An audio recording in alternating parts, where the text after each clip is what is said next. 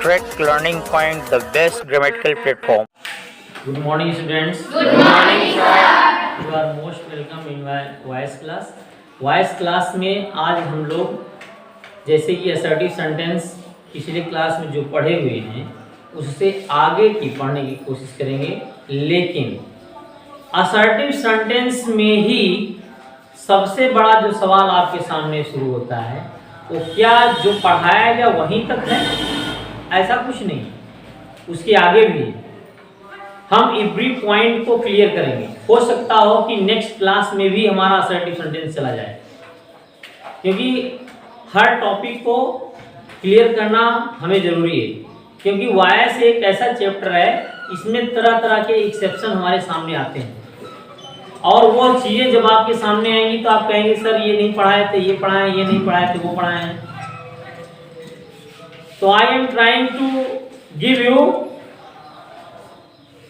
All about voice के बारे में सब कुछ देने की मैं प्रयास कर रहा हूँ, और इसके लिए क्लासेस हो सकती हों, एक दो बढ़ जाएं तो उससे कोई दिक्कत नहीं है, लेकिन every point should be cleared, it is necessary. ये सबसे ज़्यादा ज़रूरी यही है कि नहीं? Yes sir. तो हमने प्रीवियस क्लास में आपको पता है कि एक सेंटेंस मैंने लिखा हुआ था जो कि two object, verb with two object हुआ था ना? Yes sir. यानी वर्ब विद टू ऑब्जेक्ट से सेंटेंस मैंने एक एग्जांपल देके बताया था आपको। एग्जांपल वहीं से देके मैं स्टार्ट करता हूं आपको, और ये बताने की कोशिश करता हूं, कनेक्ट करने की कोशिश करता हूं कि क्या था वो और क्या है और आगे क्या होगा। तीनों चीजें हम इसके थ्रू आपको क्लियर करेंगे। आगे हम मॉडल्स की भी बात करेंगे। मैंने आपको बताया भी था कि मॉडल्स पढ़ के आइएगा, जो पढ़े होंगे ठीक है, नहीं पढ़े होंगे फिर भी हम आज पढ़ाएंगे उसको। चलिए, यहाँ पर हमने एक सेंटेंस लिखना शुरू किया जिसका नाम है असर्टिव सेंटेंस। लिख दिया, he gave me a book. यहां पर आपको दो ऑब्जेक्ट मिल रहे हैं।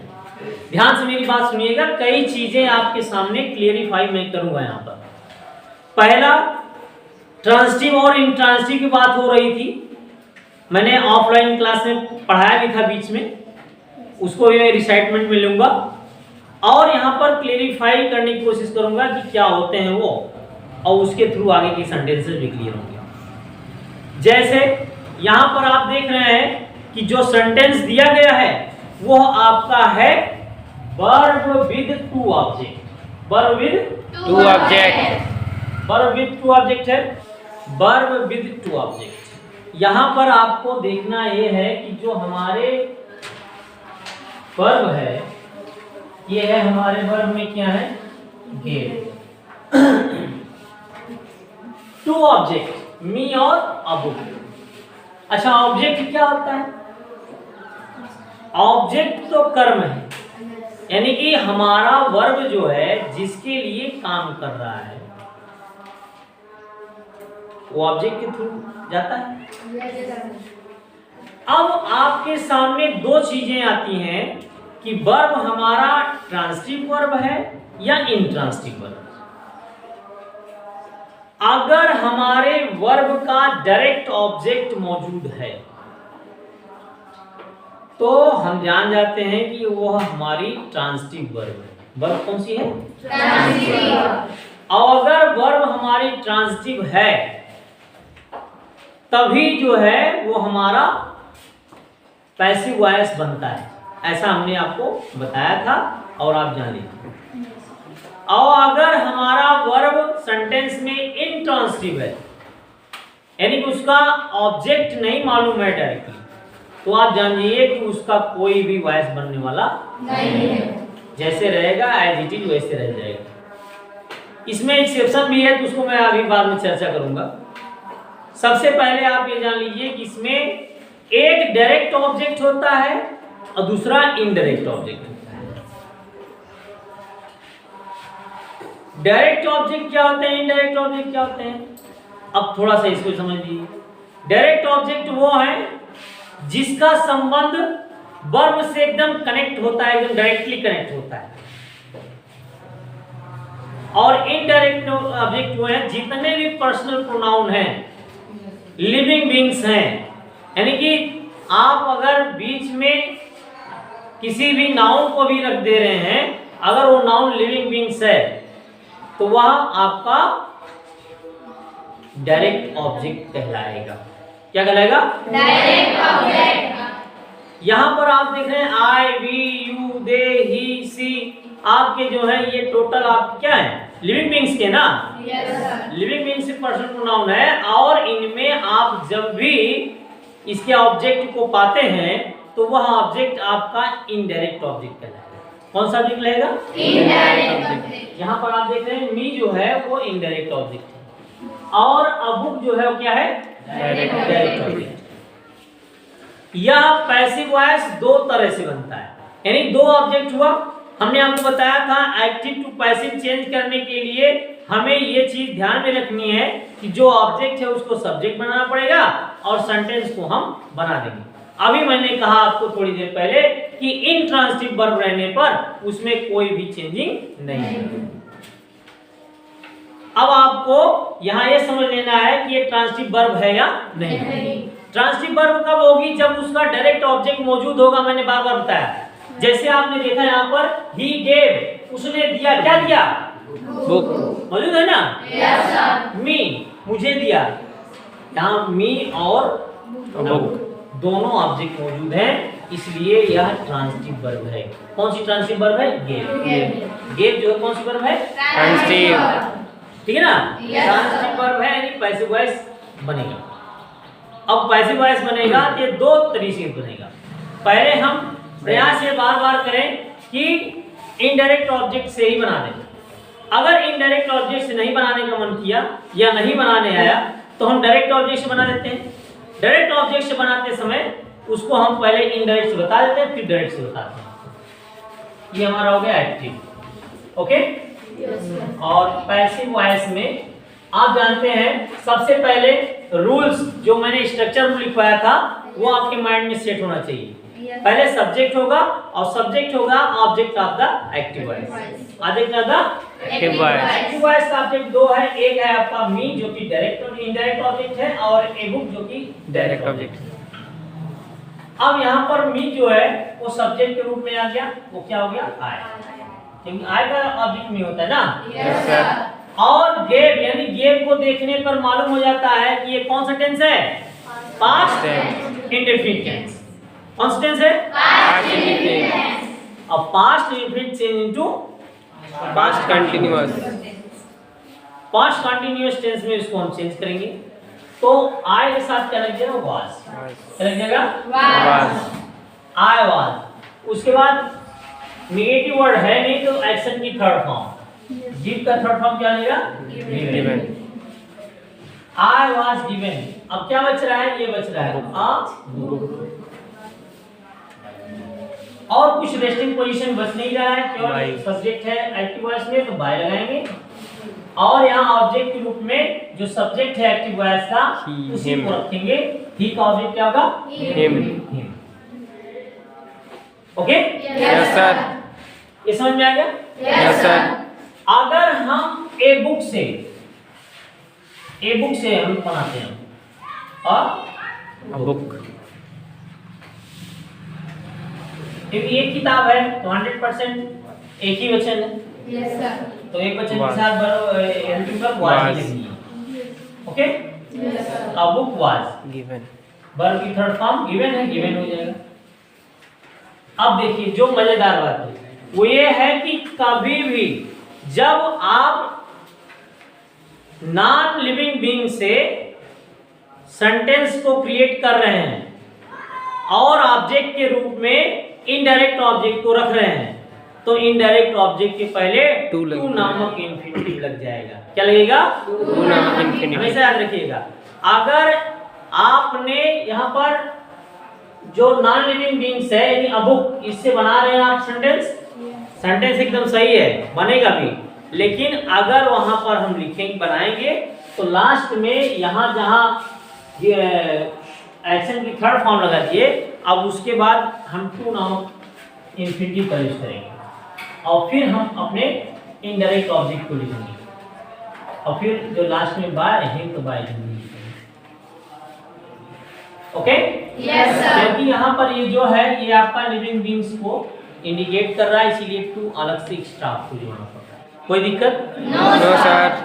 यहाँ पर आपने देखा कि दो सेंटेंसेस के माध्यम से आपको एक सेंटेंस चेंज किया गया, इसीलिए इसको कहा जाता है verb with two object. Verb with two object. Any confusion in this sentence? No sir. यहाँ आपको मैंने एक एग्जांपल और लिखा है, उस एग्जांपल के थ्रू, क्योंकि मैंने बताया कि इंग्लिश एक ऐसा सब्जेक्ट है, ऐसी लैंग्वेज है जिसमें लॉट्स ऑफ एक्सेप्शन जो है मौजूद है, अपवाद जिसको कहते हैं, यानी एक जगह पर वही रूल सही है और एक जगह पर वही रूल गलत हो जा रहा है। तो क्यों गलत हो रहा है उसकी भी चर्चा करनी थोड़ी सी जरूरी है। अब यहाँ पर आपको समझना है कि यह जो सेंटेंस है वो क्यों लिखा हमने और क्या पढ़ना है इसमें। सेंटेंस है आपका we elected Rama our captain. We elected हमने चुना, हमने चुना। क्या चुना? राम कैप्टन। रामा को चुना। रामा को क्या चुना? कैप्टन। तो आवर कैप्टन क्या है? ऑब्जेक्ट है। ऑब्जेक्ट है। आवर कैप्टन ऑब्जेक्ट है या नहीं? देखने में तो ऑब्जेक्ट लग रहा है, यस सर।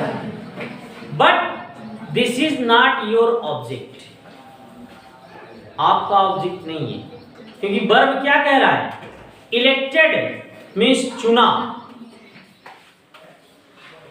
जो इलेक्टेड होता है वो कोई व्यक्ति होता है, और वो क्लियरिफाई हो गया कौन है? रामा। रामा चुन लिया गया ना? Yes sir. अब इलेक्ट हो गया रामा, तो यहाँ पर क्या है? Our captain. उसे क्या चुना गया ये चीज बताई रही, ये चीज बताई जा रही है। क्या चुना गया? Our captain. तो आवर कैप्टन जो है क्या है?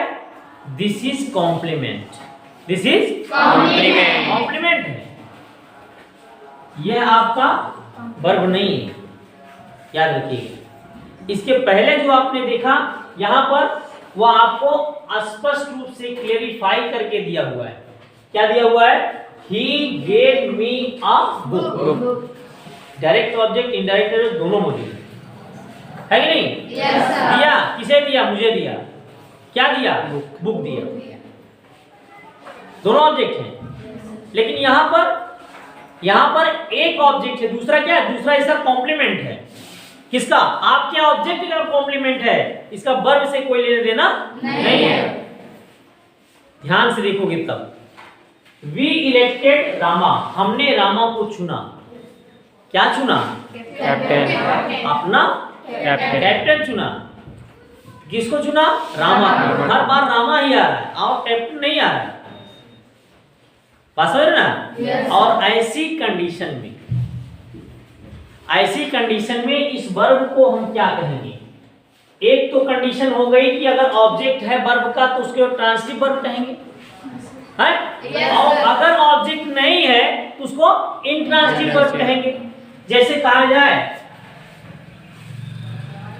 he laughs, he laughs, वह हंसता है, वह हंसता है। तो वह हंसता है तो, लेकिन ऑब्जेक्ट गायब है। अगर ऑब्जेक्ट गायब है तो यह जो सब्जेक्ट वर्ब है ये क्या हो गया? इंट्रांसिटिव। कौन सी वर्ब हो गई? Intransitive verb. मैंने आपको बताया था। लेकिन ऑब्जेक्ट मौजूद है तो ट्रांसिटिव वर्ब हो गई नहीं? Yes sir. तो यहाँ पर आपको यह विशेष ध्यान रखना है कि यह ना तो इसमें शामिल हो रहा है और ना इसमें, ना ट्रांसिटिव हो रहा है ना इंट्रांसिटिव हो रहा है। जब ना ट्रांसिटिव हो रहा है ना इंट्रांसिटिव हो रहा है तो उस वर्ब को हम क्या कहेंगे? उस वर्ब को हम कहेंगे फैक्टिटिव। क्या कहेंगे? फैक्टिटिव। फैक्टिटिव वर्ब कहेंगे। इस वर्ब को हम क्या कहेंगे? फैक्टिटिव।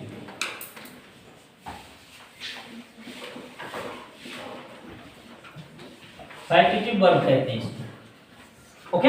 Yes Yes, sir. और इसमें केवल एक ऑब्जेक्ट है, इसलिए एक ऑब्जेक्ट से ही हम अपने क्या बनाएंगे, सेंटेंस का क्रिएशन करेंगे। और जो ये मजेदार बात है वो भी यहाँ पर एक चीज और सामने आएगी कि आपको आवर यहाँ नहीं लिखना पड़ेगा। क्यों, इसको भी हम समझा रहे हैं। ये क्या होगा बेटा, एक्टिव वॉइस आपका, अब पैसिव वॉइस हम इसको चेंज कर रहे हैं। तो सब्जेक्ट हमारा क्या बन जाएगा, रामा बन जाएगा। Okay, elected in past infinite change into past continuous. Past continuous Rama के साथ वाज लगना बिल्कुल तय है। रामा वाज क्या, नेगेटिव वर्ड नहीं है, इरेक्टेड ही होगा, ELECTED, elected. Rama was elected, क्या चुना गया, captain, CAPTAIN, captain by we का ऑब्जेक्ट क्या बेटा, यहां हमने आवर क्यों गायब कर दिया, क्यों छोड़ा, आवर छूटना नहीं चाहिए ना, क्यों नहीं उसको लिया, क्योंकि हम ही चुन रहे हैं। कौन चुन रहा है, हम ही चुन रहे हैं, तो हमारा ही कैप्टन होगा, दूसरा कैप्टन कैसे होगा, इसलिए आवर यहाँ पर क्या किया है, छोड़ दिया, नहीं लिखा जाएगा। ठीक, Yes, sir. क्योंकि Rama was elected captain by us, हमारे द्वारा रामा कैप्टन चुना गया। अरे हमारे द्वारा चुना गया तो हमारा ही कैप्टन होगा, दूसरे कैप्टन थोड़ा होगा वो। क्या आपकी क्षमता है दूसरे कैप्टन चुनिएगा, नहीं। इसलिए इंग्लिश में सेंस सबसे ज्यादा मायने रखती है, और सेंस ये कह रहा है कि हम अपना कैप्टन खुद चुनते हैं, इसलिए आवर लगाने की कोई जरूरत नहीं है, इसलिए यहाँ पर आवर गया। Okay, Yes, sir. Any confusion? No. देखिए बेटा, अब आपको असर्टिव सेंटेंस ही पढ़ रहे हैं। अब उसमें एक ऐसा सेंटेंस आपके सामने आएगा जहां पर आपको फ्रेजल वर्ब की बात होगी। किसकी बात होगी, फ्रेजल वर्ब की बात होगी या नाउन फ्रेज की बात होगी। अगर हमारे सेंटेंस में फ्रेजल वर्ब है, कौन सी वर्ब है, फ्रेजल वर्ब है या नाउन फ्रेज, क्या है, तो हम उस सेंटेंस के टेंस में कोई चेंजिंग नहीं करेंगे, उस सेंटेंस के टेंस में कोई चेंजिंग नहीं करेंगे। टेंस जैसे है वैसे ही रहेगा, तो हम बदलेंगे कैसे, तो आइए हम थोड़ा सा आपको क्लियर करें। जैसे एक्टिव वॉइस का एक सेंटेंस है, I have to deposit my fees. I have to deposit my fees. यहाँ पर आपको ध्यान रखना है कि फ्रेजल वर्ब है कहाँ। जब किसी हेल्पिंग वर्ब के जस्ट बाद में, हेल्पिंग वर्ब के जस्ट बाद में आपको टू के साथ कोई वर्ब दिखाई दे, जबकि आप जानते हैं हैव हैज हैज के साथ वर्ब की थर्ड फॉर्म लगती है, लगती है नहीं लगती है, हैज हैव हैड के साथ वर्ब की कौन सी फॉर्म लगती है, थर्ड फॉर्म लगती है। यहाँ पर थर्ड फॉर्म है नहीं है, तो आपको ऐसे माइंड में क्लियर कर लेना है कि यह सेंटेंस जो है, यह इस सेंटेंस में आपका फ्रेजल वर्ब मौजूद है। कौन सी वर्ब है, और ऐसे सेंटेंस के क्रिएशन में हम कौन सा रूल लगाएंगे, यहां पर देखिए,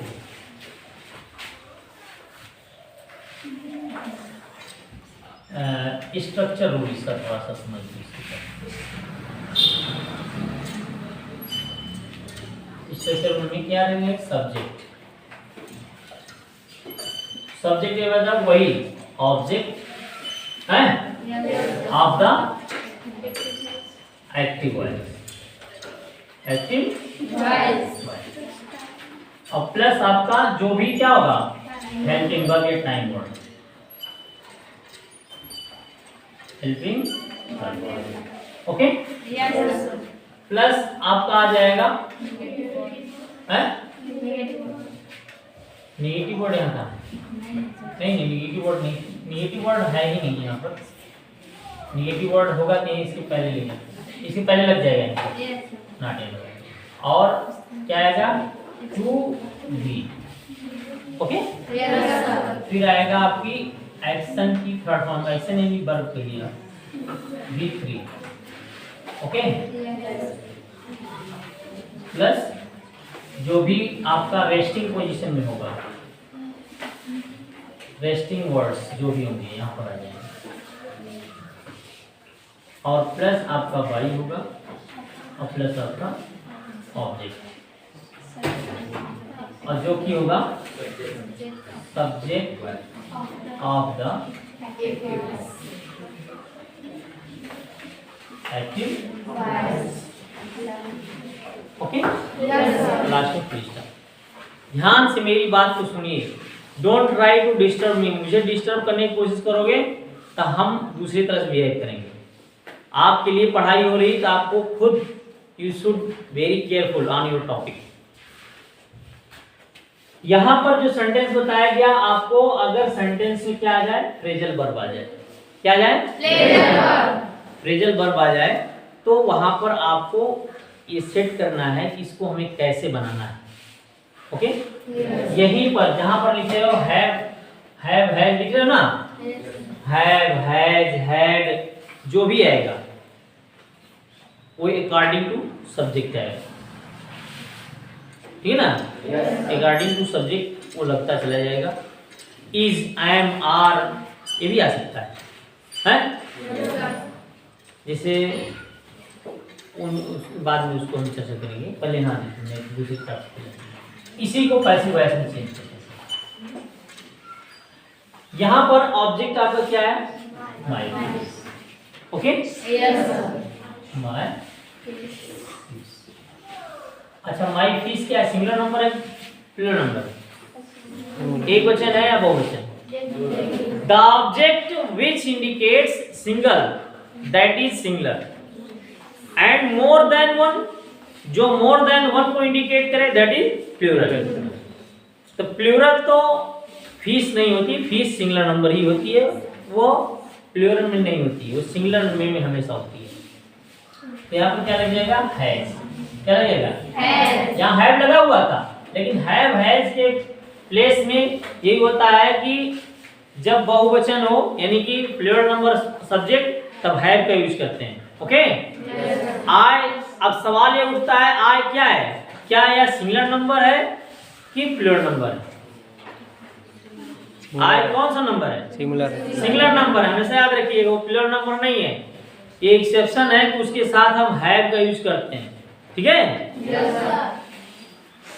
तो यहाँ पर हो गया बेटा माय फिश हैज, उसके बाद यहाँ तक हो गया, हैव मतलब नेगेटिव वर्ड है नहीं, तो क्या लगेगा, टू बी, टू बी। अब एक्शन की थर्ड फॉर्म, एक्शन क्या है, डिपॉजिट, डिपॉजिट थर्ड फॉर्म क्या होगा, डिपॉजिटेड, क्या जाएगा, डिपॉजिटेड। और तो कुछ बच नहीं गए, रेस्टिंग पोजीशन में आए हैं, तो by my fish has to be deposited by me. ऐसा आपको तब करना है बेटा जब सेंटेंस में आपके फ्रेजल वर्ब आ जाए, ओके, यस सर। देखिए अब आपको हम यहाँ पर 3 एग्जांपल्स लिखे हुए हैं, इन 3 एग्जांपल्स को ध्यान से देखो, ये सब टोटल एक्टिव वॉइस में है, इनको हमें पैसिव वॉइस में चेंज करना है। जिसमें से पहला आप देख रहे हैं जब, तो नो टाइम, नो टाइम का मतलब क्या होता है, नाउन फ्रेज है, ये क्या है, नाउन फ्रेज। अब हम इसको कैसे चेंज करना है, क्योंकि वर्ब तो है नहीं, वर्ब है, और ये टू वेस्ट से हम जान सकते हैं फ्रेजल वर्ब में जा रहा है?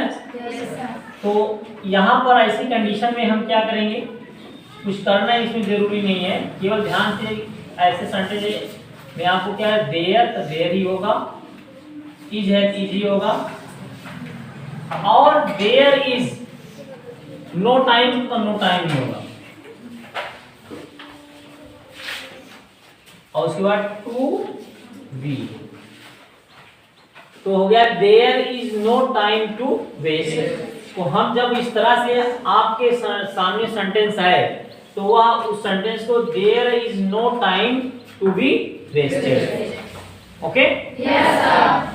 अगला सेंटेंस आपको लिखा हुआ है एक्टिव वॉइस का, it is time to learn this lesson.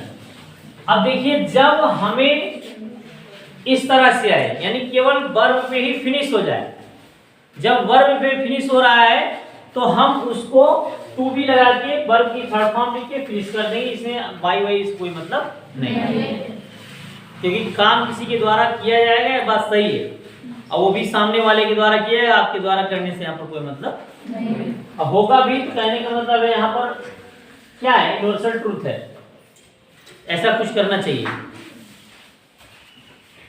To learn this lesson आने तो it is time to learn this lesson में यहां आप देख रहे हैं कि लर्न के बाद इसका ऑब्जेक्ट भी दिया हुआ है ना। ऐसी कंडीशन रहने पर हम इसको इसके रीजन को देते हुए सेंटेंस को बनाएंगे, ठीक है ना। क्या होगा, पैसिव वॉइस में जब इसको हम चेंज करेंगे तो इट का इट हो जाएगा, इज हो जाएगा, जो मतलब टेंस में कोई चेंज नहीं होगी। इट इज टाइम, टाइम हो गया। अब किसके लिए, फार लग जाएगा यहाँ पर। इट इज टाइम फॉर क्या, this lesson, this lesson. It is time for this lesson, और उसके बाद टू बी, और लर्न की स्पेलिंग क्या होगी, third form LEARN। It is time for this lesson to be learned। अब ऐसा क्यों हुआ इसको समझिए। ऐसा इसलिए हुआ कि यहाँ पर जो टू लर्न है इसके बाद जस्ट इसका ऑब्जेक्ट है। ऐसी कंडीशन में आप उसके टेंस में कोई परिवर्तन नहीं करेंगे, पहली बात। दूसरी बात, जब उसके सामने आपको ये नजर आए कि सेंटेंस में उसका ऑब्जेक्ट नहीं है तो टू बी लगा के उसके वर्ब की थर्ड फॉर्म लगा देंगे, है? Yes, और अगर ऑब्जेक्ट है तो वहां पर उस ऑब्जेक्ट को फॉर दिस लेसन जैसे यहाँ पर लिखा गया है उसी तरह फॉर से ही हम उसको ऐड करके उसके वर्ब की थर्ड फॉर्म को टू बी के साथ लास्ट में लगाएंगे। इसमें भी बाई वाई से कोई मतलब नहीं है। It is time for this lesson, यह समय हुआ है किसके लिए, इस लेसन के लिए। टू बी लर्न मींस याद कर लिया जाए, है? Yes, यह समय इस लेसन को याद करने के लिए, ऐसा सेंस है। तो वह अब आप जानते हैं ऐसे जिसे पैसिव वॉइस है या डायरेक्ट इनडायरेक्ट है, कोई भी चेंजिंग का अगर ऑप्शन आपके सामने आता है तो माइंड में सेट कर लो बेटा कि उसके स्ट्रक्चर को बदल दोगे, बट उसकी मीनिंग और सेंस को आप नहीं बदल सकते हो। उसकी मीनिंग और सेंस वही होना चाहिए जो एक्टिव वॉइस में है, वही इसका पैसिव वॉइस में भी होना चाहिए। सेंस एकदम क्लियर होना चाहिए, वही बात हो रही है, समझ ना। तो अगला है आपका एक्टिव वॉइस यहाँ पर, it is time to read this book. यहाँ भी वही बात आई, देखिए टू रीड के बाद इसका ऑब्जेक्ट आ गया, आ गया ना। यहाँ भी हम पैसिव वॉइस में चेंज करते समय हम और हर चीज का स्ट्रक्चर रूल नहीं लिखा सकते हैं, हर चीज का एक रूल नहीं होता, थोड़ा सेंस से भी अपने माइंड को दौड़ाओ। और इसीलिए मैंने एग्जांपल को लिया, क्योंकि एग्जांपल एक ऐसा क्या आपका फॉर्म होता है जिसको देखकर आप बहुत कुछ सीख सकते हैं। तो यहाँ पर क्या होगा, इट है तो इट ही रह जाएगा, इज है तो इज ही रहेगा, टाइम है तो टाइम ही रहेगा। अब वर्ब के साथ ऑब्जेक्ट है तो फॉर लगना ही बनता है। फॉर किसके लिए, this book, for this book, और उसके बाद टू भी लग जाएगा एकदम 100%। टू रीड, अबाउट की third form read, read, read, लेकिन स्पेलिंग सेम रहती है, okay. To be read, REA, ये सेंटेंस का फॉर्मा हुआ, okay. Any confusion in this sentence? No sir. देखिए मैंने बताया था आपको कि आज हम मॉडल भी पढ़ेंगे। मॉडल क्या होता है, वही है जिस एंगल में आप अपने आप को रखे हो। वैसे तो मॉडल मीन्स प्रारूप होता है।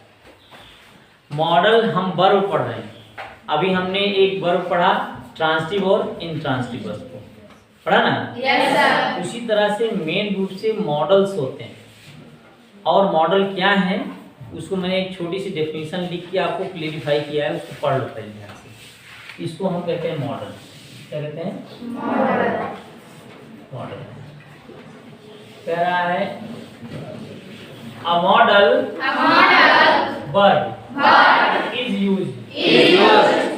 एक modal verb is used means प्रयोग की जाती है। इज यूज्ड मींस प्रयोग की जाती है। along with the main verb. Main verb.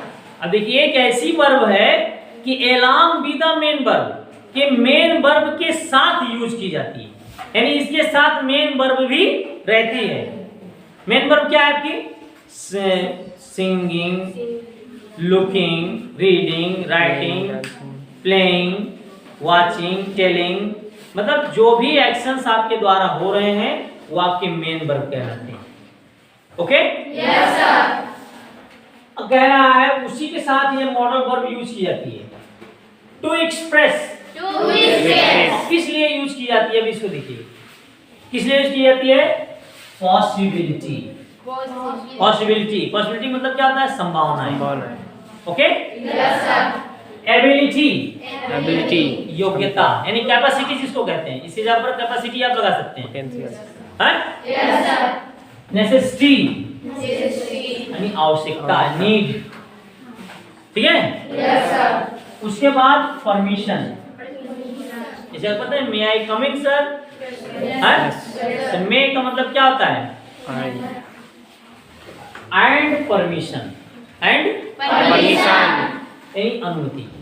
जैसे मैंने बताया ना, मे आई कम इन आप लोग बोलते हैं, उसमें परमिशन मांगते हैं ना। आई कैन डू इट, मैं इसे कर सकता हूँ, इसमें कैपेसिटी होगी। लेकिन आप देख रहे हैं वहां पर कैन भी है, डू भी है। जो कैन है वही क्या है? मॉडल्स। समझ ना? यानी मॉडल्स होती जो आपके वर्ब के मेन वर्ब के साथ आती है एक कंप्लीट सेंस निकालने के लिए। किसके लिए? पॉसिबिलिटी, एबिलिटी, नेसेसिटी और परमिशन। ओके? Yes sir. तो मॉडल्स बेटा दो प्रकार के। मॉडल्स कितने प्रकार के होते हैं? दो प्रकार। Models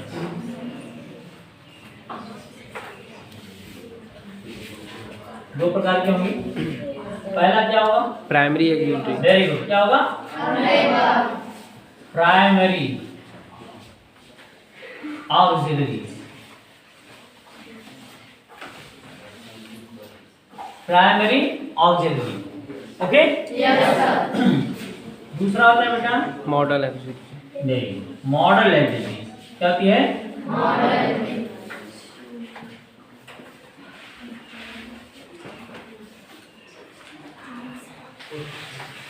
primary auxiliaries. अगर मॉडल ऑक्सिलरीज में आप कुछ और पढ़ेंगे और प्राइमरी ऑक्सिलरीज में कुछ और पढ़ेंगे। पहले चर्चा हो जाए प्राइमरी ऑक्सिलरीज क्या है। यहाँ पर अगर ऑक्सिलरीज करेंगे तो वाई हट जाएगा, IES लग जाएगा, याद रखिएगा। और यहाँ भी वही हो जाएगा। ठीक है ना?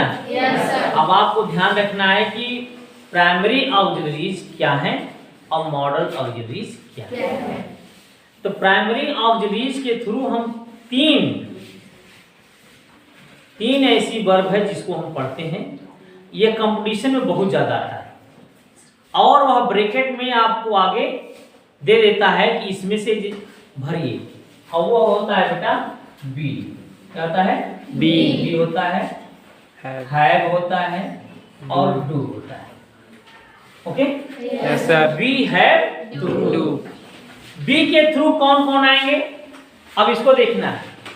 हैव के साथ कौन कौन आएंगे इसको देखना है, और डू के साथ कौन कौन गए इनको देखना है। ओके? बी के साथ होता है बेटा इज, एम, आर, है? इज एम आर हो गया। वाज वर, बीन और बीइंग। ये इतनी जो है बी वर्ब बी के थ्रू आते हैं। वर्ब बी कह दिया तो अभी जैसे कंपटीशन हुआ ना, कंपटीशन में क्या करेगा, ये इतनी वर्ब नहीं देगा आपको, केवल सेंटेंस दे देगा और ब्रैकेट में दे देगा बी ई बी। बी के थ्रू इसमें कौन सा सेट करेगा इसको आप खुद सेट करके बताइए। ठीक है। हैव के अंतर्गत आता है हैव स्वयं आएगा, फिर हैज आता है और उसके बाद हैड। ओके, ये 3 वर्ब्स आपकी किसके थ्रू आएंगी? हैड। ओके, फिर डू के थ्रू आपके 3 आएंगे। कौन कौन? एक तो डू होगा स्वयं, फिर डज होगा DOES और लास्ट में डिड। ओके, यह आपके हो गए प्राइमरी ऑक्सिलरीज। क्या हो गई? Primary auxiliaries. और ये सारी ऑक्सिलरीज क्या करेंगी? आप जान लीजिए कि ये ऑक्सिलरीज वर्ब जो है हमें किसी भी सेंटेंस को क्रिएट करने में वो साथ साथ मौजूद रहती हैं। ओके, दूसरा है हमारा मॉडल ऑक्सिलरीज। क्या है? मॉडल ऑक्सिलरीज में क्या होता है? एक कैन होता है, फिर फूड होता है, COULD होगा, कैन फूड है, फिर विल होगा और फूड होगा, WOULD, फूड हो गया है, फिर सेल होता है शुड लिख दो, SHOULD, में होता है MA, वाई में होता है, फिर माइट होता है MIGST है, फिर 8 होता है OUGST, 8 होता है डेयर होता है 8 होता है, 8 2 होता है, 8 2 होता है बेटा, ठीक है ना। डेयर होता है, मस्ट, वेरी गुड, मस्ट होता है, मस्ट भी होता है, और इसमें होता है एक और नीड होता है यस सर। और कोई एक बच रहा है क्या? कैन कुड 1 2 3 4 5 6 7 8 9 10 11 12, एक और कैन कुड मी माइट, कौन एक छूट रहा है? 13 होना चाहिए। Can could will could shall should For. For काट, वेरी गुड, काट है, काट 2 है, CAUGST, ठीक है। ये आपके 13 हो गए। ये क्या है आपके? मॉडल ऑक्सिलरीज, ठीक है। अच्छा, हमने क्यों बताया ये? क्योंकि जान लो कि इनसे तो हमने पढ़े, इनसे पढ़े ना, जो टेंस के थ्रू पढ़ते हैं इन्हीं से पढ़े, लेकिन इसमें जो मॉडल ऑक्सिलरी में लिखे गए हैं इसमें से मैक्सिमम आप जैसे विल को और शैल को छोड़ दीजिए, बाकी सब को आपने नहीं पढ़ा है और नहीं पढ़े हैं, लेकिन वो भी हमारे असर्टिव सेंटेंस का क्रिएशन करते हैं, तो अब आपको ध्यान रखना है कि सेंटेंस जो भी बताया गया है वह आपके अनुसार है या नहीं। Used to,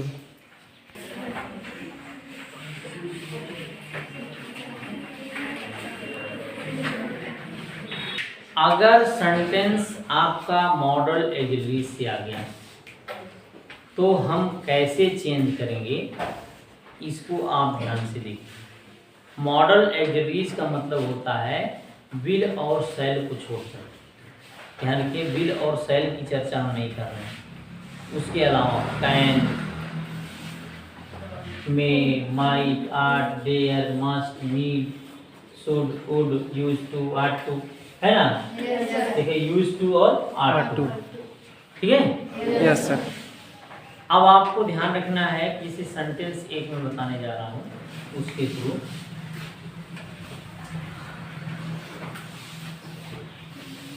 they can do it, they can do it। सबसे ज्यादा जरूरी हमें यही है कि सेंटेंस को पहचानना।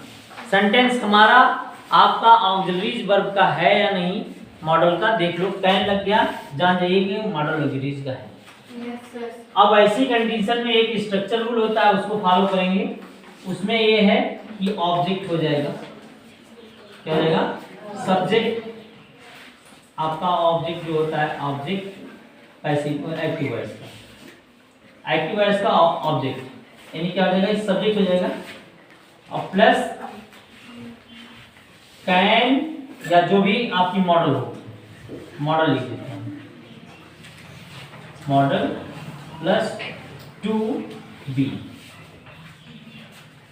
और प्लस V3,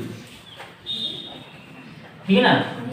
अगर आपको जरूरत होगी तब यहाँ पर आप किसी बाई के एवज में कुछ यूज करेंगे, बाकी आपको यूज करने की कोई जरूरत नहीं, ठीक है ना।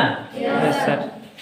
अब सेंटेंस का निर्माण हम इसी कर रहे हैं, तो इट यहाँ पर ऑब्जेक्ट है एक्टिव वॉइस का, ये एक्टिव वॉइस है। पैसिव वॉइस में हम आएंगे तो इट हमारा क्या होगा, सब्जेक्ट है इट, उसके बाद क्या है, कैन। अब इट कैन हो गया ना। अब क्या है, टू बी, अब आपको लगाना है to be, it can to be क्या, डू की थर्ड फॉर्म क्या होगी, done. It can to be done है।